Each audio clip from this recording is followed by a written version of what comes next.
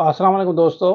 میں نے آپ سے اردو کا کورس لیا تھا تو میں نے لیکچرار کے لیے کیا تھا، تو اس میں میں نے ریٹن ٹیسٹ تو کوالیفائی کیا تھا، لیکن انٹرویو میں رہ گئی تھی. تو ابھی اردو انسٹرکٹر کا میرا ہو گیا الحمدللہ. تو مجھے یہ پتہ نہیں ہے کہ انسٹرکٹر کی اسکول میں ہوگی یا کالج میں ہوگی. میں نے ایکچولی کبھی جاب کی نہیں ہے، تو مجھے اس چیز کے بارے میں نہیں ہے پتہ کہ کب تک ہوگی، یا اسکول میں ہوگی یا کالج میں ہوگی. 9th 10th کو پڑھانا ہوگا یا فرسٹ ایئر سیکنڈ ایئر کو، یا کیونکہ لیکچرار تو ہوتا ہے اپنے سبجیکٹ پڑھاتا ہے. یہ انسٹرکٹر کی مجھے نہیں سمجھ آ رہی ہے. اگر آپ مجھے گائیڈ کر دیں گے تو آپ کی بہت مہربانی ہوگی سر، پلیز. السلام علیکم سر. میں نے آپ کو پہلے بھی بتایا تھا کہ موٹیویشن مجھ سے زیادہ تو کوئی بھی نہیں ہوگی. میری 8ویں کلاس میں پڑھتی تھی تو شادی ہو گئی تھی.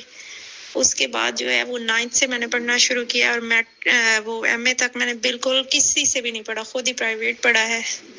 اور جب میں یہ اپلائی کیا تھا جاب کے لیے تیاری کر رہی تھی، تو میں نے لوگوں سے سنا تھا کہ سندھ پبلک سروس کمیشن والوں جو ہیں وہ سورس پہ جابس دیتے ہیں، یا پیسہ چلتا ہے، یہ ہوتا ہے وہ ہوتا ہے.